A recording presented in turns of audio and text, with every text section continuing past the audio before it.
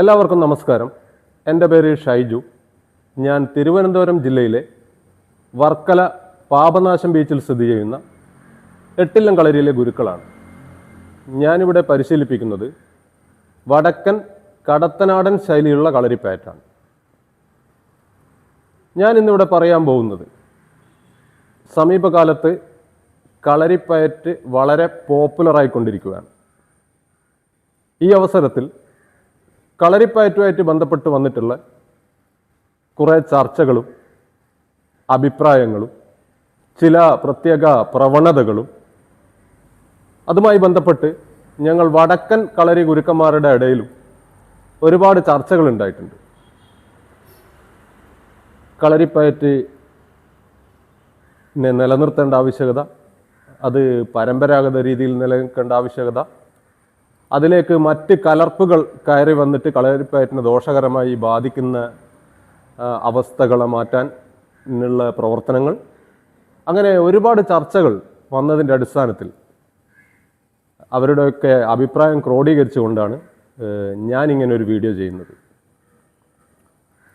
അതിൽ ഒന്നാമത്തെ കാര്യം, കളരിപ്പയറ്റ് എന്ന് പറയുന്നത് കേരളത്തിൻ്റെ മൊത്തത്തിലുള്ള ആയോധന കലയാണോ? അത് അങ്ങനെ ആവേണ്ടതുണ്ടോ? അത് അങ്ങനെ ആയിരുന്നോ? ചരിത്രപരമായിട്ട് അതിനെ പരിശോധിക്കേണ്ടതുണ്ട്. മറ്റൊന്ന്, കേരളത്തിൽ വടക്കൻ കളരിപ്പയറ്റ് എന്ന് പറയുന്ന ഒരു ആയോധന കലയും തെക്കൻ കളരിപ്പയറ്റ് എന്ന് പറയുന്ന മറ്റൊരു ആയോധന കലയും നിലനിൽക്കുന്നുണ്ടോ? അല്ലെങ്കിൽ നിലനിന്നിരുന്നോ? വേറൊരു കാര്യം, ഇനി കളരിപ്പയറ്റ് എന്ന് പറയുന്ന ആയോധന കല തെക്കൻ വിദ്യകളും വടക്കൻ കളരിപ്പയറ്റും ചേർത്ത് ഒരു ആയോധന കലയായി മാറേണ്ടതുണ്ടോ? ഇങ്ങനെയൊക്കെയുള്ള ചർച്ചകളാണ്. അതിൽ നമ്മളെ വടക്കൻ കളരിയിലെ ഗുരുക്കന്മാരുടെ ഭാഗത്തു നിന്നുണ്ടായിട്ടുള്ള ഒരുപാട് ചർച്ചകളും അതിൻ്റെ ഒരു ക്രോഡീകരണം എന്നുള്ള രീതിയിൽ അവർ പലരും എന്നോട് ആവശ്യപ്പെട്ടതിൻ്റെ ഭാഗമായിട്ടാണ് ഇങ്ങനൊരു വീഡിയോ ഞാൻ ചെയ്യുന്നത്. അതിൽ ഒന്നാമത്തെ കാര്യം നമുക്കെടുത്ത് പറയേണ്ടത്, വടക്കൻ കളരിപ്പയറ്റും തെക്കൻ കളരിപ്പയറ്റും രണ്ട് ആയോധന കലകൾ ഉണ്ടായിരുന്നു എന്നുള്ളതാണ്. അതിൻ്റെ സത്യാവസ്ഥ എന്താണെന്ന് വെച്ച് കഴിഞ്ഞാൽ, വടക്കൻ കളരിപ്പയറ്റ് എന്ന് പറയുന്നത് വടക്കൻ കേരളത്തിൻ്റെ ആയോധന കലയാണ്. തെക്കൻ കേരളത്തിൽ കളരിപ്പയറ്റ് എന്ന പേരിൽ ഒരായോധന കല ഉണ്ടായിരുന്നു എന്ന് ചരിത്രത്തിൽ എവിടെയും രേഖപ്പെടുത്തിയിട്ടില്ല. അതിനർത്ഥം തെക്കൻ കേരളത്തിൽ ആയോധന കല വിദ്യകളില്ല എന്നല്ല. തെക്കൻ കേരളത്തിൽ ആയോധന കലാവിദ്യകൾ ഉണ്ടായിരുന്നു. സൗത്ത് ഇന്ത്യ മൊത്തം ഉള്ളതാണല്ലോ ആയോധന കലകൾ. അത് പലതരത്തിലും സൗത്ത് ഇന്ത്യയിൽ പല ഭാഗങ്ങളിലുണ്ട്. അപ്പോൾ തെക്കൻ കേരളത്തിൽ കളരിപ്പയറ്റ് എന്ന് പറഞ്ഞ ഒരായോധന കല പരിശീലിക്കപ്പെട്ടതായിട്ട് ഒരു തെളിവുമില്ല, ചരിത്രപരമായ തെളിവുകളില്ല. പിന്നെ തെക്കൻ കേരളത്തിൽ പരിശീലിക്കപ്പെട്ടിട്ടുണ്ട്. അത് അടിമുറയായിട്ട് പരിശീലിക്കപ്പെട്ടിട്ടുണ്ട്, അത് തട്ടുവിദ്യകളായിട്ട് പരിശീലിക്കപ്പെട്ടിട്ടുണ്ട്, അത് മർമ്മക്കലയായിട്ട് പരിശീലിക്കപ്പെട്ടിട്ടുണ്ട്, അത് പിന്നെ ചികിത്സാ രീതികളായിട്ടുള്ള അടങ്കൽ വിദ്യകളൊക്കെ ആയിട്ട് തെക്കൻ കേരളത്തിൽ ഒരുപാട് ആശാന്മാരും ഉണ്ടായിരുന്നു. അത് ഏകീകരിച്ച ഒരു കളരിപ്പയറ്റ് എന്ന് പറയുന്ന വടക്കൻ കളരിപ്പയറ്റ് പോലെ ഘടനാപരമായിട്ട് ഏകീകരിച്ച ഒരു സിലബസ് തെക്കൻ കളരിക്കില്ലായിരുന്നു. അതിൻ്റെ ഒരു പ്രധാന ഉദാഹരണം എന്ന് പറയുന്നത് ഈ പുസ്തകമാണ്. ഈ പുസ്തകം എഴുതിയിട്ടുള്ളത് ഫിലിപ്പ് ബി സെറലി എന്ന് പറയുന്ന ഒരു തിയേറ്റർ പ്രൊഫസറാണ്. അദ്ദേഹം 1970-കൾക്ക് ശേഷം സൗത്ത് ഇന്ത്യയിൽ അങ്ങോളം ഇങ്ങോളം യാത്ര ചെയ്യുകയും ആയോധന കലയെപ്പറ്റി ഗവേഷണം നടത്തുകയും അതിൻ്റെ അടിസ്ഥാനത്തിൽ ഓക്സ്ഫോർഡ് യൂണിവേഴ്സിറ്റി പബ്ലിഷ് ചെയ്തിട്ടുള്ള ഒരു പുസ്തകമാണ് when the body becomes all ice. അദ്ദേഹം ഈ പുസ്തകത്തിൽ പറയുന്നു, തെക്കൻ കേരളത്തിൽ അടിമുറൈ, മർമ്മക്കലൈ, അടങ്കൽ എന്നൊക്കെ പറയുന്ന വിദ്യകൾ പരിശീലിച്ചിരുന്നു. പക്ഷെ അത് കളരിപ്പയറ്റ് എന്ന് പറയുന്ന ഒരു ഘടനാപരമായിട്ട് യാതൊരു ബന്ധവും അതിനില്ല. മനസ്സിലായില്ലേ? വടക്കൻ കളരിപ്പയറ്റിൻ്റെ ഘടനാപരമായിട്ടുള്ള കളരിപ്പയറ്റ് എന്ന് പറയുന്ന ഒരു പേരിൽ ഏകീകരിച്ചുകൊണ്ട് അത് തെക്കൻ കേരളത്തിൽ പരിശീലിക്കപ്പെട്ടിരുന്നില്ല എന്നാണ് അദ്ദേഹം ഈ പുസ്തകത്തിൽ പറയുന്നത്. പിന്നീട് എങ്ങനെയാണ് കളരിപ്പയറ്റ് കേരളത്തിൽ മൊത്തം, തിരുവനന്തപുരം ജില്ലയിലും കേരളം മൊത്തം കളരിപ്പയറ്റ് എന്ന് പറയുന്ന അറിയപ്പെടുന്ന രീതിയിലെത്തിയത്? അതിനാദ്യം ഞാൻ കളരിപ്പയറ്റിനെ പറ്റി പറയാം. വടക്കൻ കേരളത്തിലുള്ള വടക്കൻ ഭാഷയിലുള്ള ഒരു പേരാണ് കളരിപ്പയറ്റ്. വടക്കൻ ആയോധന കലേൻ്റെ പേരാണ്. അതുകൊണ്ട് അർത്ഥമാക്കുന്നത് കളരിയിലെ പയറ്റ് എന്നാണ്. അപ്പോൾ കളരിയിലെ പയറ്റ് എന്താണ് എന്ന് യാതൊരു വ്യക്തതയുമില്ല. പയറ്റ് കൊണ്ട് എന്താണ് ഉദ്ദേശിക്കുന്നത്? കാരണം ഈ വടക്കൻ ഭാഷകളിൽ പല സ്ഥലത്തും പയറ്റ് എന്ന് പറയുന്ന വാക്ക് ഉപയോഗിച്ചിട്ടുണ്ട്. ഇപ്പോൾ കളരിയിൽ പയറ്റുമ്പോൾ അത് വേറൊരു പയറ്റാണ്. ഒരുപക്ഷെ കളരിയിലെ പരിശീലനം അല്ലെങ്കിൽ എതിരിടൽ, അങ്ങനെ പല അർത്ഥത്തിലും അതിനെ കാണാം. എന്നാൽ മറ്റൊരവസരത്തിൽ പല സ്ഥലത്തും അത് പല സന്ദർഭത്തിലും പ്രയോഗിച്ചതായിട്ട് കാണുന്നുണ്ട്. മറ്റൊരു സന്ദർഭത്തിൽ അത് പ്രയോഗിച്ചത് ഞാൻ പറയാം. ഞങ്ങളുടെ കടത്തനാടൻ പ്രദേശങ്ങളിൽ നിലനിന്നിരുന്ന ഒരു സംഭവമായിരുന്നു പണപ്പയറ്റ്. പണപ്പയറ്റ് എന്ന് പറഞ്ഞു കഴിഞ്ഞാൽ ഒരു വ്യക്തിക്ക് അദ്ദേഹത്തിന് ഒരു സാമ്പത്തിക ആവശ്യം വരികയും, ഒരു വലിയ തുകയുടെ സാമ്പത്തിക ആവശ്യം വരികയും, അങ്ങനെ വരുന്ന സാഹചര്യത്തിൽ അദ്ദേഹം കത്ത് പ്രിൻ്റ് ചെയ്ത് അദ്ദേഹത്തിൻ്റെ ബന്ധപ്പെട്ട സുഹൃത്തുക്കളെയും അദ്ദേഹമായി അടുത്ത ബന്ധമുള്ള ആളുകളെയൊക്കെ ക്ഷണിക്കും. ഒരു ദിവസം തീരുമാനിക്കും, ഒരു തീയതി തീരുമാനിച്ച് ആ തീയതിയിലേക്ക് അദ്ദേഹം ഈ പറഞ്ഞ ഒരുപാട് ആളുകളെ ക്ഷണിക്കും. അപ്പോൾ അവരാ കഴിയുന്ന പൈസ ആ ദിവസം വന്നവിടെ ഏൽപ്പിക്കുകയും പൈസ തന്ന ആളെ പേര്, തന്ന പൈസ സംഖ്യ ഒക്കെ അവിടെ എഴുതി സൂക്ഷിക്കുകയും ചെയ്യും. പിന്നീട് അവർക്ക് പലർക്കും ഈ ആവശ്യം വരുമ്പോൾ ഇദ്ദേഹം തിരിച്ച് ഇദ്ദേഹത്തിനെ കൊണ്ട് കഴിയുന്നത് ഇവർ തന്നതിൽ ഇരട്ടിയോ അതെത്രയാണ് അദ്ദേഹത്തിൻ്റെ ഇഷ്ടമാണ്. അങ്ങനെ ചെയ്യുന്ന ഒരു സഹായ പ്രവൃത്തിയാണ് പണപ്പയറ്റ് എന്നതുകൊണ്ട് ഉദ്ദേശിക്കുന്നത്. ഞാൻ ഒരു ഉദാഹരണം മാത്രമേ ഇവിടെ പറയുന്നുള്ളൂ. അപ്പോൾ പയറ്റ് എന്ന് പറയുന്ന വാക്ക് ഞങ്ങളുടെ വടക്കൻ ഭാഷകളിൽ പല സ്ഥലങ്ങളിൽ ഉപയോഗിച്ചതായിട്ട് കാണുന്നുണ്ട്. പക്ഷെ തെക്കൻ കേരളത്തിൽ എവിടെയും പയറ്റ് എന്ന് പറയുന്ന ഒരു വാക്ക് ഉപയോഗിച്ചതായിട്ട് കാണുന്നില്ല. കളരി ചിലപ്പോൾ ഉപയോഗിച്ചിട്ട് എല്ലാ സ്ഥലത്തും കേരളത്തിലും മലയാളത്തിലൊക്കെ കളരി പഠിക്കുന്ന സ്ഥലം എന്നുള്ള രീതിയിൽ ഉപയോഗിച്ചിട്ടുണ്ടാകും. കളരിപ്പയറ്റ് എന്ന് പറയുന്ന പേര് വടക്കൻ, അതായത് വടക്കൻ പ്രദേശത്ത്, അതായത് കോരപ്പുഴ മുതൽ നേത്രാവതി പുഴ വരെയുള്ള പ്രദേശത്ത് പരിശീലിച്ചിരുന്ന ആയോധന കലയുടെ പേരാണ്. പിന്നീട് കളരിപ്പയറ്റ് കേരളത്തിൽ മൊത്തം കളരിപ്പയറ്റ് എന്ന പേര് വ്യാപിക്കാനുണ്ടായ കാരണം കളരിപ്പയറ്റ് പോപ്പുലർ ആകുന്നത് കൊണ്ടാണ്. ഒരുപക്ഷെ വടക്ക് വന്ന് പഠിച്ച കുറേ തെക്കൻ കേരളത്തിലുള്ള ഗുരുക്കന്മാർ അവർ തെക്കൻ ഭാഗങ്ങളിൽ വന്ന് കളരി സ്ഥാപിക്കുമ്പോൾ കളരിപ്പയറ്റ് എന്ന് പറയുന്ന പേര് ഉപയോഗിച്ചിട്ടുണ്ടാകും. അല്ലാതെ തെക്കൻ ആയോധന കലാവിദ്യകൾക്ക് ഒരിക്കലും കളരിപ്പയറ്റ് എന്ന് പറയുന്നൊരു പേരിൽ അറിയപ്പെട്ടിരുന്നതായിട്ട് യാതൊരു ചരിത്രരേഖകളും ഇല്ല. ഇനി കളരിപ്പയറ്റ് കേരളത്തിൽ നിരോധിച്ചിരുന്നു? കളരിപ്പയറ്റ് കേരളത്തിൽ നിരോധിച്ചിരുന്നില്ല. കാരണം കളരിപ്പയറ്റ് നിരോധിച്ചുവെന്ന് പറയുന്നത് ബ്രിട്ടീഷ് ഈസ്റ്റ് ഇന്ത്യ കമ്പനിയും പഴശ്ശിരാജയും തമ്മിലുണ്ടായ ഞങ്ങളുടെ നാട്ടിലെ കോട്ടയത്ത് യുദ്ധത്തിൻ്റെ ശേഷമാണ് ബ്രിട്ടീഷുകാർ മലബാറിൽ കളരിപ്പയറ്റ് പരിശീലനം നിരോധിച്ചത്. അതിൻ്റെ കാരണം എന്താണെന്ന് വെച്ചാൽ ഒത്തിരി കളരികളുണ്ടായിരുന്നു ഈ കടത്തനാട്, തലശ്ശേരി ഭാഗങ്ങളിലൊക്കെ. ഈ കളരികളിൽ പരിശീലിച്ച ആളുകളായിരുന്നു പഴശ്ശിരാജയുടെ സൈന്യത്തിൽ കൂടുതലും ഉണ്ടായിരുന്നത്.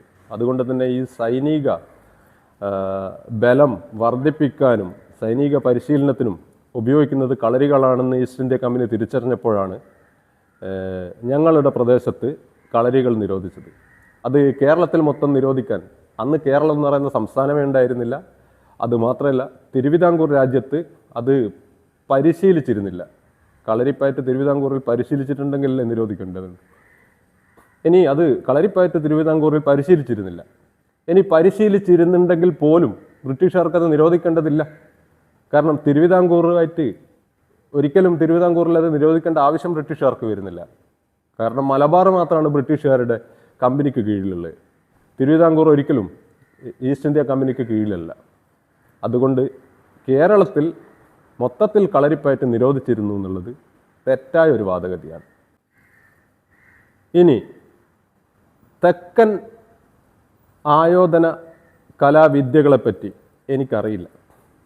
ഞാൻ തെക്കൻ ആയോധന കലാവിദ്യ പഠിച്ചിട്ടില്ല. വടക്കൻ കളരികളിലെ ഒരുപാട് ഗുരുക്കന്മാരിൽ നിന്ന്, അത് കടത്തനാടനായാലും പയ്യനാടനായാലും തുളുനാടൻ്റെ കുറേ കാര്യങ്ങളും പല ഗുരുക്കന്മാരിൽ നിന്നായിട്ട് ഞാൻ പഠിച്ചിട്ടുണ്ട്. തെക്കൻ ആയോധന കല എനിക്കറിയില്ല. പറഞ്ഞറിവ് വെച്ചിട്ട് രണ്ട് വ്യത്യാസം മാത്രമേ പ്രഥമ ദൃഷ്ട്യാ പറയാൻ കഴിയൂ. വടക്കൻ കളരിപ്പയറ്റ് പരിശീലിക്കുന്നത് മെയ്പ്പയറ്റിലൂടെയാണ്. തെക്കൻ ആയോധന കലകൾ പരിശീലിക്കുന്നത് ചുവടുകളിലൂടെയാണ്. അത്രയും കാര്യം എനിക്ക് തെക്കനെ പറ്റി പറയാനറിയും. ഇനി ഞാൻ പറയാൻ പോകുന്നത് വടക്കൻ കളരിയെ പറ്റിയാണ്. വടക്കൻ കളരിപ്പയറ്റ് എപ്പോൾ ആരംഭിച്ചു എന്നുള്ളത് കൃത്യമായിട്ട് പറയാൻ കഴിയില്ല. പക്ഷേ വടക്കൻ കളരിപ്പയറ്റിൻ്റെ ഒരു കാലഘട്ടം മുതലുള്ള അതിൻ്റെ ഡെവലപ്മെൻറ്റിനെ പറ്റിയിട്ട് എനിക്ക് പറയാൻ കഴിയും. അതൊരു ചരിത്ര രേഖയായിട്ട് നിലനിൽക്കുന്നുണ്ട്. അതെങ്ങനെയാണെന്ന് വെച്ചാൽ, സംഘകാലത്ത് നമ്മൾ ഇന്നീ പറയുന്ന കേരളം ഉൾപ്പെടുന്ന പ്രദേശം, കേരളം എന്ന് പറയാൻ പറ്റില്ല, കേരളമൊക്കെ ഉൾപ്പെടുന്ന ഒരു പ്രദേശം ഭരിച്ചിരുന്നത് ചേരമാൻ പെരുമാൾ രാജാവാണ്. ഒരിക്കൽ ചേരമാൻ പെരുമാൾ രാജാവിൻ്റെ ഉറ്റ സുഹൃത്തായ ശ്രീലങ്കയിലെ ഒരു നാട്ടുരാജാവിൽ നിന്ന് അദ്ദേഹത്തിന് ഒരു ഓലയിലെഴുതിയ സന്ദേശം ലഭിക്കുന്നു. ആ സന്ദേശത്തിൽ പറയുന്നത്, തൻ്റെ രാജ്യം ഒരു യുദ്ധത്തിൻ്റെ വക്കിലാണ്. അയൽ രാജ്യം തൻ്റെ രാജ്യവുമായി യുദ്ധം പ്രഖ്യാപിച്ചിരിക്കുന്നു. തൻ്റെ രാജ്യത്ത് തൻ്റെ പടയെ നയിക്കാൻ വേണ്ടത്ര പടനായകന്മാരില്ല. അതുകൊണ്ട് താങ്കളുടെ രാജ്യത്ത് നിന്നും വേണ്ടത്ര കഴിവുറ്റ മികച്ച പടനായകന്മാരെ അയച്ചു തന്ന് എന്നെ സഹായിക്കണമെന്നാണ് ആ ഓല സന്ദേശത്തിൽ ചേരമാൻ പെരുമാളിനെ ശ്രീലങ്കയിലെ രാജാവ് അറിയിക്കുന്നത്. അങ്ങനെ തൻ്റെ ഉറ്റ സുഹൃത്തായിട്ടുള്ള ശ്രീലങ്കയിലെ രാജാവിന് വേണ്ടി 8 ചെറുപ്പക്കാരായിട്ടുള്ള യുവാക്കളായിട്ടുള്ള 8 പടനായകന്മാരെ ശ്രീലങ്കയിലേക്ക് അയച്ചു കൊടുക്കുകയാണ് ചേരമാൻ പെരുമാൾ. അങ്ങനെ അവരവിടെ പോകുന്നു, യുദ്ധം ചെയ്യുന്നു. ഒരുപാട് കാലം യുദ്ധം ചെയ്തതിന് ശേഷം യുദ്ധം വിജയിക്കുന്നു. യുദ്ധം വിജയിച്ചതിന് ശേഷവും അവരൊരുപാട് കാലം, ഒത്തിരി കാലം അവിടെ ശ്രീലങ്ക തന്നെ ജീവിക്കുന്നു. അതിൽ ചിലരൊക്കെ അവിടുന്ന് തന്നെ വിവാഹം ചെയ്ത് കുട്ടികളൊക്കെയായി, ഫാമിലിയൊക്കെയായി. കാലം ഇങ്ങനെ കടന്നു പോകുന്നതിനിടക്ക് ചേരമാൻ പെരുമാൾ രാജാവ് ശ്രീലങ്കയിലെ രാജാവിന് ഒരു സന്ദേശം അയക്കുന്നു. അതിൽ പറയുന്നത്, താങ്കളുടെ യുദ്ധമൊക്കെ കഴിഞ്ഞല്ലോ, ഇനി എൻ്റെ പടനായകന്മാരെ തിരിച്ചയച്ചു തരണം, ആചാരപ്രകാരം തിരിച്ചയച്ചു തരണം. അങ്ങനെ ഒരു രീതിയുണ്ട് അന്നത്തെ രാജഭരണ കാലത്ത്. അങ്ങനെ ശ്രീലങ്കയിലെ രാജാവ് എല്ലാവിധ ഔപചാരികളോടു കൂടിയും ബഹുമാനത്തോടു കൂടിയും ഇവരെ തിരിച്ചിങ്ങോട്ട് അയക്കുകയാണ്. അങ്ങനെ ഇവിടെ എത്തിയ തൻ്റെ അഭിമാനം വാനോളം ഉയർത്തി മറ്റൊരു രാജ്യത്ത് യുദ്ധം ചെയ്ത് വിജയിച്ചു വന്ന പടനായകന്മാരെ ചേരമാൻ പെരുമാൾ രാജാവ് എല്ലാവിധ ഔപചാരികളോടും കൂടി ബഹുമാനത്തോടും ആചാരത്തോടും കൂടി സ്വീകരിക്കുകയാണ്. അന്നത്തെ രാജനീതി പ്രകാരം ഈ യുദ്ധമൊക്കെ ജയിച്ചു വന്ന ആളുകളെ പ്രത്യേക പരിഗണനകളൊക്കെ കൊടുത്ത് അവരെ വാഴിക്കുന്ന ഒരു ഏർപ്പാട് അന്നത്തെ രാജഭരണകാലത്തുണ്ടായിരുന്നു. അങ്ങനെ ചേരമാൻ പെരുമാൾ രാജാവ് ഈ 8 പടനായകന്മാരോട് പറയുന്നത്, കോരപ്പുഴ മുതൽ നേത്രാവതി പുഴ വരെയുള്ള പ്രദേശം എൻ്റെ രാജാധികാരത്തിന് കീഴിൽ, നിങ്ങളുടെ പടനായകത്വത്തിന് കീഴിൽ അടക്കി ഭരിച്ചുകൊള്ളുക. അങ്ങനെ ഈ 8 പടനായകന്മാർ കോരപ്പുഴ മുതൽ നേത്രാവതി പുഴ വരെയുള്ള പ്രദേശങ്ങൾ 8 ഭാഗങ്ങളായി വിഭജിച്ച് 8 വീടുകൾ സ്ഥാപിക്കുന്നു. പിൽക്കാലത്ത് ഇതാണ് 8 ഇല്ലങ്ങൾ എന്നറിയപ്പെട്ടിരുന്നത്. എൻ്റെ കളരിയുടെ പേര് 8 എന്നാണ്. ഈ ഒരു സ്മരണാർത്ഥമാണ് ഞാൻ 8 എന്ന് പറയുന്ന പേര് കൊടുത്തിരുന്നത്. അങ്ങനെ ഈ യുദ്ധഗോത്രം 8 ഇല്ലങ്ങളായി വിഭജിച്ച് അവരുടെ അതിന് കീഴിൽ 8 ഇല്ലങ്ങൾക്ക് കീഴിൽ അവരുടെ കുലദൈവങ്ങളായിട്ടുള്ള ഭഗവതിമാരുടെ കാവുകളും കഴകങ്ങളും പള്ളിയറകളും അങ്ങനെ അതുമായി ബന്ധപ്പെട്ട ഒത്തിരി കാര്യങ്ങളും കളരികളൊക്കെ സ്ഥാപിതമാകുന്നു. ഇന്ന് കാണുന്ന വടക്കൻ കളരി എന്ന് പറയുന്ന വളരെ ഘടനാപരമായ കളരികൾ രൂപപ്പെടുന്നത് അതിന് ശേഷമാണ്. ഈ 8 ഇല്ലങ്ങളുടെ ചരിത്രത്തെ പറ്റി ഞാൻ മറ്റൊരു വീഡിയോ ചെയ്യാം. ഈ 8 ഇല്ലങ്ങളിൽ കോരപ്പുഴ വിലക്ക് എന്ന് പറയുന്ന ഒരു സംഭവം ഉണ്ടായിരുന്നു. എന്ന് പറഞ്ഞു കഴിഞ്ഞാൽ എൻ്റെയൊക്കെ ചെറുപ്പകാലത്ത് ഞാൻ ഫാമിലി എന്നൊക്കെ പറയുന്നത് കേട്ടിട്ടുണ്ട്. കോരപ്പുഴക്ക് അപ്പുറത്തേക്ക് കല്യാണം കഴിച്ചു കൊടുക്കുമല്ലോ പെൺകുട്ടികളെ, അപ്പുറത്തുനിന്ന് ഇങ്ങോട്ടേക്കും ആരെയും കല്യാണം കഴിക്കുമല്ല. അത് അന്നത്തെ ഒരു ഗോത്രവർഗ രീതിയായിരുന്നു. ഈ ഇല്ലങ്ങൾ മാറി മാറി മാത്രമേ കല്യാണം കഴിക്കൂ. ഒരു ഇല്ലങ്ങളിലുള്ളവർ തമ്മിൽ കല്യാണം കഴിക്കാറില്ല. ഈ കോരപ്പുഴ വിലക്ക് എന്ന് പറയുന്നതിന് പഴയ കാലത്ത് പറഞ്ഞു പോരുന്ന ഞങ്ങളെ കടത്തനാടൻ ഭാഷയിലുള്ള ഒരു ചൊല്ലുണ്ട്. ഇങ്ങനെ അങ്ങോട്ട് കൊടുക്കുന്നില്ല, അങ്ങനെ ഇങ്ങോട്ട് എടുക്കുന്നില്ല എന്ന് പറഞ്ഞു കഴിഞ്ഞാൽ കോരപ്പുഴക്ക് അപ്പുറത്തേക്ക് ആരെയും കല്യാണം കഴിച്ച് അയക്കുന്നില്ല, അവിടുന്ന് ആരെയും കല്യാണം കഴിച്ച് ഇങ്ങോട്ട് എടുക്കുന്നില്ല എന്ന് പറയും. ഇത് എനിക്ക് തോന്നുന്ന ഒരു 10-50 വർഷം മുമ്പ് വരെ ഈ സംഭവം നിലനിന്നിരുന്നു എന്നുള്ളതാണ്. അങ്ങനെ ഉണ്ടായിട്ടുള്ള കളരികളാണ് ഇന്നത്തെ വടക്കൻ കളരികൾ എന്ന് പറയുന്നത്. ഈ വടക്കൻ കളരികൾ എന്ന് പറയുന്നത് സാധാരണ ഒരു കളരികളായിട്ട് വളർന്നു വന്നതല്ല. ഏതെങ്കിലും കളരി ഗുരുക്കളോ കളരി പഠിപ്പിക്കേണ്ടിയിട്ട് മാത്രം വന്നതൊന്നുമില്ല. ഇങ്ങനെ ഈ 8 ഇല്ലങ്ങൾക്ക് കീഴിൽ കാവുകളും കളരികളും അവരുടേതായിട്ടുള്ള എല്ലാവിധ ഒരു ഗോത്രവർഗത്തിൻ്റെ മൊത്തത്തിൽ അവരുടെ ജീവിതശൈലിയും കാർഷിക വൃത്തിയും ആത്മീയവും ഭൗതികവുമായിട്ടുള്ള അവരുടെ വലിയൊരു ജീവിതക്രമം വളർന്നു വരുന്നതിൻ്റെ ഇടയിൽ ഉണ്ടായിട്ടുള്ള ഒരു സാംസ്കാരികവും ആത്മീയവും ഭൗതികവുമായിട്ടുള്ള ഒരു വലിയ സംസ്കാരത്തിൻ്റെ ചെറിയൊരു ഭാഗം മാത്രമാണ് കളരിപ്പയറ്റ് എന്ന് പറയുന്നത്. കാരണം കാവുകളും കഴകങ്ങളും പള്ളിയറകളോടൊക്കെ ചേർന്നിട്ട് അനുബന്ധമായിട്ടാണ് കളരികൾ ഉണ്ടായിട്ടുള്ളത്. ഈ കാവുകളിലൊക്കെയുള്ള വ്യത്യസ്ത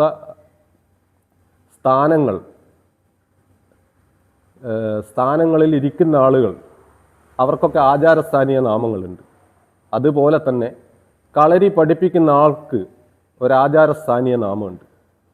അത് ഗുരുക്കൾ എന്നാണ് ആ ആചാരസ്ഥാനീയ നാമം. ഇങ്ങനെ നോക്കുമ്പോൾ കാവുകളിലുള്ള ആളുകളെ ആചാരസ്ഥാനീയ നാമമുണ്ട്. അതായത് അന്തിത്തിരിയൻ, എടത്തിരിയൻ, കഴകക്കാരൻ എന്നൊക്കെ പറഞ്ഞിട്ട് ഒരുപാട് ആചാരസ്ഥാനീയ നാമങ്ങളുണ്ട്. അതിലൊന്ന് മാത്രമാണ് കളരി ഗുരുക്കൾ. ഇത്തരം ഒരു സാംസ്കാരിക പശ്ചാത്തലം തിരുവിതാംകൂറിനില്ല. തിരുവിതാംകൂറിൻ്റെ ആത്മീയവും ഒക്കെ ആയിട്ടുള്ള പശ്ചാത്തലം വേറെയാണ്. അതുകൊണ്ട് തന്നെ ഈ ആചാരസ്ഥാനീയ നാമം, കളരി ഗുരുക്കൾ എന്ന് പറയുന്ന ആചാരസ്ഥാനീയ നാമം തിരുവിതാംകൂറിൽ ഉപയോഗിച്ചിരുന്നില്ല. ഇപ്പം തെക്കൻ വിദ്യകൾ പഠിപ്പിക്കുന്ന ആളുടെ ആചാരസ്ഥാനീയ നാമം ആശാൻ എന്നാണ് വിളിക്കാറ്. അപ്പോൾ ഇതിനെപ്പറ്റി ഞാൻ കൃത്യമായിട്ട് മറ്റൊരു വീഡിയോയിൽ പറയാം. ഇനി ഞാൻ പറയാൻ പോകുന്നത് വടക്കൻ കളരികളുടെ ഘടനയെ പറ്റിയാണ്. വടക്കൻ കളരികൾ 3 തരത്തിലുണ്ട്. 3 തരത്തിലുള്ള കളരികൾ വടക്കൻ കേരളത്തിൽ ഉപയോഗിച്ചിരുന്നതായിട്ട് പല സ്ഥലത്തും രേഖപ്പെടുത്തിയിട്ടുണ്ട്. ഒന്നാമത്തെ കളരി ഉത്തമം, രണ്ടാമത്തേത് മധ്യമം, മൂന്നാമത്തേത് അധമം. ഉത്തമം എന്ന് പറയുന്നത് ഇന്ന് പൊതുവെ വടക്കൻ കേരളത്തിൽ എവിടെയും ഉത്തമത്തിൽപ്പെട്ട കളരികൾ ഉപയോഗിക്കുന്നില്ല. അത് പണ്ട് ചേകവന്മാർ അംഗം വെട്ടിയിരുന്ന കാലത്ത്, അംഗം എന്ന് പറയുന്ന സമ്പ്രദായം നിലനിന്നിരുന്ന കാലത്ത് അംഗത്തിന് പരിശീലിച്ചിരുന്ന കളരികളായിരുന്നു. അംഗം വെട്ടിന് വേണ്ടി പരിശീലിച്ചിരുന്ന കളരികളായിരുന്നു ഉത്തമത്തിൽപ്പെട്ട കളരികൾ. അതിൻ്റെ ഘടന എങ്ങനെയാണെന്ന് വെച്ചാൽ, കിഴക്ക് പടിഞ്ഞാറ് 64 അടി നീളത്തിൽ 32 അടി വീതിയിൽ 6 അടി താഴ്ചയിൽ കുഴിയിൽ പണിയുന്ന കളരികളാണ്, കുഴിയെടുത്ത് പണിയുന്ന കുഴിക്കളരികളാണ് ഉത്തമത്തിലുള്ള കളരികൾ. ഇതിന് കിഴക്ക് ഭാഗത്ത് കളരിയിലേക്ക് കയറാനുള്ള വാതിലും കളരിയിലേക്ക് കയറി വരുമ്പോൾ തന്നെ അതിന് വടക്ക് ഭാഗത്തേക്ക് മാറി 2 പടികളും കളരിയിലിറങ്ങി പടിഞ്ഞാറ് ഭാഗത്തേക്ക് വരുമ്പോൾ കന്നിമൂലയിൽ ഭഗവതി സങ്കല്പവും തൊട്ടടുത്തായി ഗുരുസങ്കല്പവും ആയുധസങ്കല്പവും നാഗസങ്കല്പവും പിന്നെ അതാത് കുടുംബങ്ങളിലുള്ള പരദേവതകളെയും കുലദേവതകളെയും കുടിയിരുത്തുന്ന തരത്തിലുള്ള കളരികളുണ്ട്. കന്നിമൂലയിലെ ഭഗവതി സങ്കല്പം എന്ന് പറയുന്നത് ശരീരത്തിലെ 64 ഭാഗങ്ങളാക്കി തരംതിരിച്ചുകൊണ്ടുള്ള 7 പടികളോടുകൂടി കളരി ഭഗവതിയുടെ മുഖത്തോടു കൂടിയുള്ള പൂത്തറയാണ് ഭഗവതി സങ്കല്പം. കന്നിമൂലയിലെ കളരി ഭഗവതിയെ വണങ്ങിക്കൊണ്ടാണ് ഈ ഉത്തമം കളരിയിൽ പരിശീലനം ആരംഭിക്കുന്നത്. ഉത്തമം കളരി ഇന്ന് ഉപയോഗിക്കാത്തത് എന്ന് പറഞ്ഞു കഴിഞ്ഞാൽ ഒരുപാട് ആത്മീയവും സ്പിരിച്വലായിട്ടുള്ള കുറേ റെസ്ട്രിക്ഷൻസ് ഈ ഉത്തമം കളരികളിൽ കാണുന്നുണ്ട്. കാരണം മൂർച്ചയുള്ള ആയുധങ്ങൾ എടുത്തിട്ട് വെട്ടി പരിശീലിക്കുന്നതാണ്. ആയുധം എടുത്തു കഴിഞ്ഞാൽ കൈ ഈ മുറിച്ചിട്ട് ചോര ഭഗവതിക്ക് കാണിക്കണം എന്നൊക്കെ പറയുന്ന കുറേ ചിട്ടകൾ അന്നുണ്ടായിരുന്നു.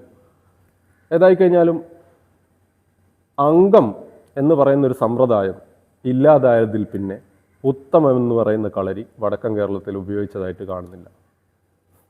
പിന്നീടുള്ളത് മധ്യമമാണ്. മധ്യമ കളരിയും നേരത്തെ പറഞ്ഞതുപോലെ തന്നെയാണ്, പക്ഷേ അളവിന് വ്യത്യാസമുണ്ട്. കിഴക്ക് പടിഞ്ഞാറ് 42 അടി നീളവും 21 അടി വീതിയും ഇതേപോലെ ഇറങ്ങുന്ന സ്ഥലത്ത് വലത്ത് മാറി 2 പടികളോടുകൂടി കുഴിക്കളരിയാണ് 2 പടികളോടുകൂടി ഈ കളരിയിലേക്ക് ഇറങ്ങും. നടന്ന് പടിഞ്ഞാറ് ഭാഗത്തേക്ക് വരുമ്പോൾ കന്നിമൂലയിൽ 7 പടികളോടും ഭഗവതിയുടെ മുഖത്തോടും കൂടിയിട്ടുള്ള പൂത്തറ ഭഗവതി സങ്കല്പം, തൊട്ടടുത്ത് നേരത്തെ പറഞ്ഞതുപോലെയുള്ള ഗുരുസങ്കല്പവും എല്ലാം ഉള്ളത് തന്നെയാണ് മധ്യമ കളരി. മധ്യമ കളരിയിൽ അത്രയേറെ സ്പിരിച്വലായിട്ടുള്ള നിയന്ത്രണങ്ങളില്ല. എന്നിരുന്നാലും കളരി ഭഗവതിയായിട്ടുള്ള വിളക്ക് വെച്ചുകൊണ്ടാണ് കളരി ആരംഭിക്കുന്നത്. പിന്നെ ഇപ്പോൾ കളരിയിലെ ആചാരങ്ങളെല്ലാം പാലിച്ചുകൊണ്ട് തന്നെയാണ് ചെയ്യുന്നത്. മൂന്നാമത്തെ കളരിയാണ് അധമം. അധമത്തിൻ്റെ പ്രത്യേകത എന്താണെന്ന് വെച്ച് കഴിഞ്ഞാൽ ഞങ്ങളുടെ നാട്ടിൽ ഈ കടത്തനാട്ടിൽ ഈ വർഷകാല കളരികൾ എന്ന് പറയുന്നൊരു കളരികൾ ആരംഭിക്കാറുണ്ട്. ഇതിൻ്റെ പ്രത്യേകത ഏതെങ്കിലും പറമ്പിൽ എങ്ങനെയെങ്കിലും കെട്ടി ഉയർത്തി മഴ ചോർന്നൊലിക്കാത്ത രീതിയിലാക്കിയിട്ട് കൃത്യമായ അളവുകളോ ഭഗവതി സങ്കല്പങ്ങളോ ഒന്നുമില്ലാതെ ചിലപ്പോൾ വിളക്ക് മാത്രം കത്തിച്ചെന്ന് വരും. അത് വർഷകാലം എന്ന് പറയുന്ന 2-3 മാസേ പരിശീലിക്കും. ആ കളരികളിൽ ആയുധം ഉപയോഗിച്ചുള്ളതോ കോൽത്താരീനോ ഒന്നും പരിശീലിക്കുന്നതല്ല. അത് 2 മാസം പൂർണ്ണമായിട്ടും എണ്ണയൊക്കെ പുരട്ടിയിട്ടുള്ള ഉഴിച്ചിൽ കളരികൾ തന്നെ അതിന് പറയാം. ഫുൾ എണ്ണയൊക്കെ ഇട്ടിട്ടുള്ള ശരീരവഴക്കവും ഇതൊക്കെ ഉണ്ടാക്കാൻ വേണ്ടി മാത്രം കെട്ടി ഉയർത്തുന്ന കളരികളാണ് അധമം. അതിന് കൃത്യമായിട്ടുള്ള അളവുകളോ കാര്യങ്ങളോ ഒന്നും തന്നെ ഇല്ല. ഇനി വടക്കൻ കളരി പരിശീലിക്കുന്ന രീതി, വടക്കൻ കളരികളെ 4 ഭാഗങ്ങളായി തരംതിരിച്ചിട്ടുണ്ട്. ഒന്നാമത്തത് മെയ്ത്താരി, രണ്ടാമത്തത് കോൽത്താരി, മൂന്നാമത്തത് അങ്കത്താരി, 4-ാം ഭാഗം വെറുങ്കൈ. ഇതിൽ മെയ്ത്താരി എന്ന് പറയുന്നത് ശരീരത്തിൻ്റെ മെയ്യടവുകൾ പരിശീലിച്ച് മെയ്യടവുകളെ ചേർത്ത് നീക്കങ്ങളെയും നിലയെയും ചേർത്ത് മെയ്പ്പാറ്റുകൾ രൂപീകരിച്ച് മെയ്പ്പാറ്റുകൾ പരിശീലിച്ചതിന് ശേഷം അതാണ് മെയ്ത്താരി എന്ന് പറയുന്നത്. അതിൽ മെയ്പ്പാറ്റുകൾ കൈകുത്തിപ്പാറ്റുകളായിട്ടുള്ള മെയ്പ്പാറ്റുകളുണ്ട്, കാലുയർത്തിപ്പയറ്റുകളുണ്ട്, പകർച്ച കൈപ്പയറ്റുകളുണ്ട്, പകർച്ച കാൽപ്പയറ്റുകളുണ്ട്, പിന്നെ കരയേറ്റപ്പയറ്റ്, മെയ്യഭ്യാസപ്പയറ്റ്, തഞ്ചമുറപ്പയറ്റ് എന്നൊക്കെ പറഞ്ഞിട്ട് ഒരുപാട് പയറ്റുകൾ മെയ്ത്താരിയിലുണ്ട്. ഒത്തിരി പയറ്റുകളുണ്ട് പല രീതിയിലുള്ള. അതിൽ തന്നെ ആക്രമണത്തിന് ഉപയോഗിക്കുന്ന പയറ്റുകളുണ്ട്, ശരീരത്തിൻ്റെ വഴക്കത്തിന് വേണ്ടി ഉപയോഗിക്കുന്ന പയറ്റുകളുണ്ട്, ഇത് രണ്ടും കൂടി ചേർന്നിട്ടുള്ള പയറ്റുകളുണ്ട്. അതാണ് മെയ്ത്താരി. രണ്ടാമത്തെ കോൽത്താരി, വ്യത്യസ്ത അളവുകളിലുള്ള മരത്തിൻ്റെ വെപ്പണ് വടികൾ ഉപയോഗിച്ചിട്ട് പരിശീലിക്കുന്ന ഘട്ടമാണ് 2-ാം ഘട്ടമായിട്ടുള്ള കോൽത്താരി. 3-ാം ഭാഗം എന്ന് പറഞ്ഞാൽ അങ്കത്താരി. അത് അംഗം നിലനിന്നിരുന്ന കാലത്ത് അങ്ങനെ പരിശീലിച്ച് വന്നുകൊണ്ടാണ് അങ്കത്താരി എന്ന് പറയുന്നത്. അങ്കത്താരി മുറകൾ എന്ന് പറയുന്ന വടക്കൻ വീരഗാഥയിലൊക്കെ MD വാസുദേവൻ നായർ പറയുന്ന സൗഭദ്രം, പുരഞ്ജയം, കായവൃത്തി, ഗതായഘട്ടം എന്നൊക്കെ പറയുന്ന 18 അടവുകൾ ഉണ്ടെന്ന് പറയുന്നത്. അത് ഇന്ന് ആർക്കും അറിയില്ല. കാരണം ഇന്നത് അറിയേണ്ട ആവശ്യമില്ല. ഇന്ന് അംഗം നിലനിൽക്കുന്നില്ല. അതുകൊണ്ട് തന്നെ അത് പരിശീലിക്കേണ്ട ആവശ്യമില്ല. അതുകൊണ്ട് ഇന്നത്തെ കാലത്ത് ആരും അംഗത്താരി മുറകൾ പരിശീലിക്കാറില്ല. പക്ഷേ അംഗത്താരി മുറകളിലുള്ള ചില മുറകൾ പരിശീലിക്കുന്നുണ്ട്. അതിലൊന്നാണ് പുലിയംഗം എന്ന് പറയുന്ന വാളും പരിചയം ഉപയോഗിച്ചിട്ട് പരിശീലിക്കുന്ന പുലിയംഗം. അതായത് പുലിപ്പോരാണത്. വാളും പരിചയം ഉപയോഗിച്ച് വെട്ടി പരിശീലിക്കുന്ന തടവും വെട്ടും ആക്രമണവും പ്രത്യാക്രമണവും തടവും ഒക്കെ പരിശീലിക്കുന്ന രീതിയാണ്. ഇതേ പുലിയങ്കാണ് ഇന്ന് നമ്മൾ പ്രദർശന വേദികളിലൊക്കെ പലപ്പോഴും കളരിപ്പയറ്റ് പ്രദർശനം നടത്തുന്ന ആളുകൾ ചെയ്ത് കാണുന്നത്. അതിന് നിശ്ചിത വെട്ടുകളും തടവുകളേ ഉള്ളൂ. വാരി, മറുവാരി, തല, തിരിച്ചു വീശി വെട്ട് എന്നൊക്കെ പറഞ്ഞിട്ട് കുറേ സംഭവങ്ങൾ, നിശ്ചിത സംഭവങ്ങളുണ്ട്. പക്ഷേ ഒരുപക്ഷെ ഇത് തന്നെ ഇതിൻ്റെയൊക്കെ കൂടുതൽ ഉയർന്ന രൂപങ്ങളാണ് ആയിരിക്കാം സൗഭദ്രവും പുരഞ്ജയം എന്നൊക്കെ പറയുന്നത്. പക്ഷേ ഇന്ന് നമുക്ക് ആവശ്യമില്ലാത്തതുകൊണ്ട് ഈ പ്രദർശനാംഗങ്ങൾ മാത്രമേ വടക്കൻ കളരികളിൽ പരിശീലിക്കാറുള്ളൂ. അതിൽ ഇത് മാത്രമല്ല, മറക്കടാര, ചെറിയ കത്തി, അതുപോലെ മറപിടിച്ച് കുന്തപ്പയറ്റ് എന്നൊക്കെ പറഞ്ഞിട്ട് ഒത്തിരി അങ്ങനെ കാണാം. നാലാം ഭാഗം വെറുംകൈ.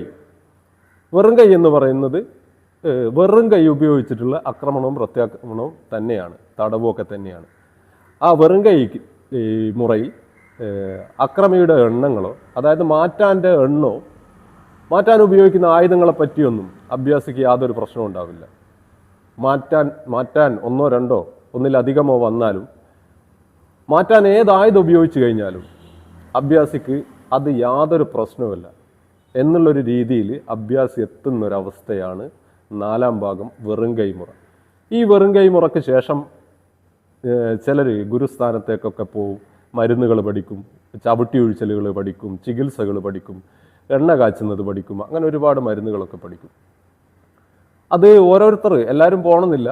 അത് വിശ്വസിക്കുന്നത്, ഗുരുക്കന്മാർ വിശ്വസിക്കുന്നത് അതിന് വേണ്ട ആളുകൾ മുമ്പേ നിശ്ചയിക്കപ്പെട്ടിട്ടുണ്ടാവും കളരിയിൽ നിന്ന്. ചിലപ്പോൾ എൻ്റെ ഒരു അനുഭവത്തിൽ അങ്ങനെ ഒരു സംഭവം ഉണ്ട്. കാരണം ഞാനൊരിക്കലും കളരി ഗുരുക്കളാവാൻ ഞാൻ തീരുമാനിച്ചു വന്നതല്ല. അതിനെപ്പറ്റി ഞാൻ പറയാം. ഒരു കളരി ഗുരുക്കൾ വടക്കൻ കളരിയിൽ ഉണ്ടാവുന്നത് അയാൾ സ്വയം തീരുമാനിച്ച് കളരി ഗുരുക്കളാവുന്നതല്ല. മറ്റേതെങ്കിലും ഗുരുക്കൾ അടുത്ത ജനറേഷൻ അയാൾ പഠിച്ച കാര്യങ്ങൾ പഠിപ്പിക്കാനുള്ള ആളുകളെ കണ്ടെത്തുന്നതാണ്.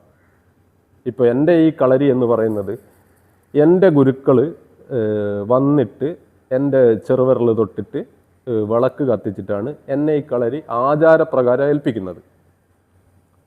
ഞാനും അങ്ങനെ വിശ്വസിക്കുന്നു. ഞാൻ ഒരിക്കലും ഒറ്റക്കൊരു കളരി ഗുരുക്കളായി ഈ കളരി എന്ന് പറയുന്ന ഒരു സംഭവത്തിന് വന്നതല്ല.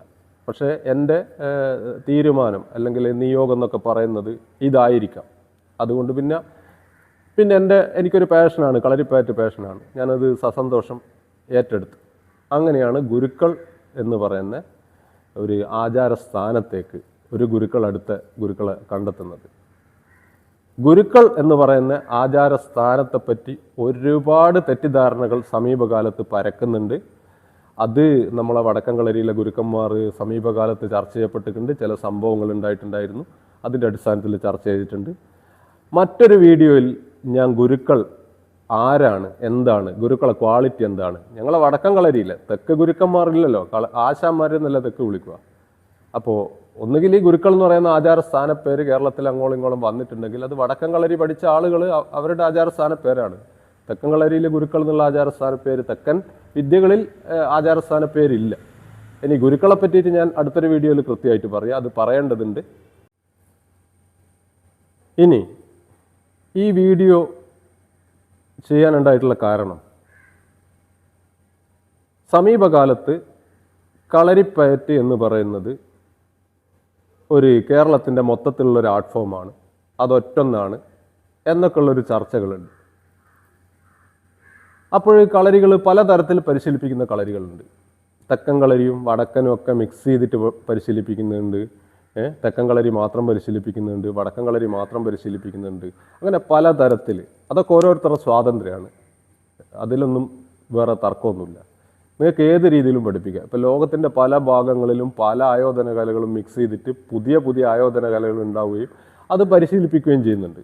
അങ്ങനെ ഓരോന്ന് പരിശീലിപ്പിക്കുന്നതിൽ യാതൊരുവിധ തെറ്റുമില്ല. അതൊക്കെ ഓരോരുത്തരുടെ പരിശീലിപ്പിക്കുന്നതിന്. ഇപ്പം നിങ്ങൾക്ക് ആർക്കെങ്കിലും കളരി പഠിച്ചിട്ടില്ലെങ്കിലും പരിശീലിപ്പിക്കാം. നിങ്ങൾക്ക് പരിശീലിപ്പിക്കാൻ കഴിവുണ്ടോ ജന്മനാൽ? ഇങ്ങനെ ഒരു ആയോധന കല പരിശീലിപ്പിക്കാൻ നിങ്ങൾക്ക് ജന്മനാ കഴിവുണ്ടെങ്കിൽ ഒരാൾക്ക് പരിശീലിപ്പിക്കാം ആ ആയോധന കല. അയാൾ എന്താണോ പരിശീലിക്കുക, അയാൾക്ക് സ്റ്റുഡൻസ് ഉണ്ട്, അതിൽ യാതൊരു തർക്കവുമില്ല. പക്ഷെ അപ്പോഴുള്ള ഞങ്ങൾക്ക് വിശദീകരിക്കാനുള്ള എന്താണെന്ന് വെച്ച് കഴിഞ്ഞാൽ, ഞാൻ നേരത്തെ പറഞ്ഞല്ലോ, ഞങ്ങൾക്ക് ആയിരക്കണക്കിന് വർഷത്തെ ഘടനാപരമായിട്ടുള്ള ഒരു സാംസ്കാരിക പശ്ചാത്തലമുണ്ട്. അത് ഞാൻ പറഞ്ഞല്ലോ, കാവുകൾ കഴകങ്ങളൊക്കെ ആയിട്ട് ഒരു ഗോത്രവർഗം വളർന്നു വന്ന ഒരു സംസ്കാരം അങ്ങനെ തന്നെ ഉണ്ട്. അത് വർഷങ്ങൾ പഴക്കമുള്ള സംസ്കാരം. ഈ സംസ്കാരത്തിന് പൂർവികരായിട്ടുള്ള ആളുകൾ, ഞാൻ പറഞ്ഞല്ലോ ഗുരുക്കൾ എന്നുള്ള ആചാരസ്ഥാനം നൽകി എനിക്ക് അനുഗ്രഹിച്ച് തന്ന ഗുരുക്കൾ, പൂർവികർ ഞങ്ങളെ ഏൽപ്പിക്കുന്നത് അത് മറ്റൊന്നും കലരാതെ സംരക്ഷിക്കേണ്ട ഉത്തരവാദിത്തം ഞങ്ങൾക്കുണ്ട്. ഞങ്ങളെ അടുത്ത തലമുറയെ പഠിപ്പിക്കാൻ വേണ്ടി ഞങ്ങളെയൊക്കെ ഗുരുക്കന്മാരായിട്ട് നിയോഗിച്ച് ഞങ്ങളെ പൂർവികന്മാർ കാത്തു സൂക്ഷിച്ച് പോന്ന് അറിയാമല്ലോ. ഞങ്ങളുടെ സംസ്കാരത്തിൻ്റെ പ്രത്യേകത എന്താണെന്ന് വെച്ച് കഴിഞ്ഞാൽ, കാവുകൾ, ഞാൻ നേരത്തെ പറഞ്ഞല്ലോ, കാവുകൾ, കളരികൾ, കഴകങ്ങൾ, പള്ളിയറകൾ, പൂർവ്വദൈവാരാധനകൾ, ഒരുപാട് പൂർവികരായിട്ട് പടവെട്ടിയ ആളുകളൊക്കെ ഉള്ള സംസ്കാരമാണ് ഞങ്ങളുടേത്. അങ്ങനെ കുലത്തിലെ പൂർവികര ആരാധിക്കുന്ന, വർഷത്തിലൊരിക്കലും പെരുങ്കളിയാട്ടമൊക്കെ ആയിട്ട് കെട്ടിയാടി ആരാധിക്കുന്ന സമ്പ്രദായം ഞങ്ങൾക്കുണ്ട്. അതായത് പടവീരൻ ദൈവങ്ങളാണ്. ഇപ്പം വയനാട്ട് കുലവൻ, കതിവന്നൂർ വീരൻ, കണ്ടനാർക്കേളൻ, പിന്നെ എണ്ണമറ്റ ഭഗവതിമാർ, വീരപുരുഷന്മാരും വീരവനിതകളും പിന്നീട് ഞങ്ങളുടെ ദൈവമായിട്ട് കാവുകളിലൊക്കെ ഞങ്ങൾ ആരാധിച്ചു പോരുന്നൊരു രീതിയുണ്ട്. അപ്പോൾ ഇതൊക്കെ ഞങ്ങൾ സംരക്ഷിക്കുന്നത് പോലെ തന്നെ ഞങ്ങളൊരു പാരമ്പര്യത്തെയും പൈതൃകത്തെയും മറ്റൊരു സംഗതി വന്ന് കലരാത്ത രീതിയിൽ സംരക്ഷിക്കേണ്ട ഉത്തരവാദിത്വം ഞങ്ങൾ ഈ ജനറേഷനിലുള്ള ഗുരുക്കന്മാർക്കുണ്ട് എന്ന് ഞങ്ങളെ വടക്കൻ കളരിയിലുള്ള ഗുരുക്കന്മാർക്കൊക്കെ അഭിപ്രായപ്പെട്ടതിൻ്റെ അടിസ്ഥാനത്തിലാണ് ഈ ഒരു വീഡിയോ ചെയ്തിരിക്കുന്നത്. ഇതിൽ പറയുന്നത് കളരിപ്പയറ്റ് വടക്കൻ കളരിപ്പയറ്റാണ്. തെക്കൻ കളരിപ്പയറ്റ് എന്ന് പറയുന്നൊരു കളരിപ്പയറ്റ് ഉണ്ടായിരുന്നില്ല. കളരിപ്പയറ്റ് ഏത് രീതിയിലും നിങ്ങൾക്ക് പരിശീലിപ്പിക്കാം, ആർക്കും പരിശീലിപ്പിക്കാം, എങ്ങനെയും പരിശീലിപ്പിക്കാം. പക്ഷേ ഞങ്ങളുടെ വടക്കൻ കളരികൾ കൃത്യമായ ഘടനയോടും സിലബസോടും കൂടി ഞങ്ങൾ കാത്തു സൂക്ഷിക്കും.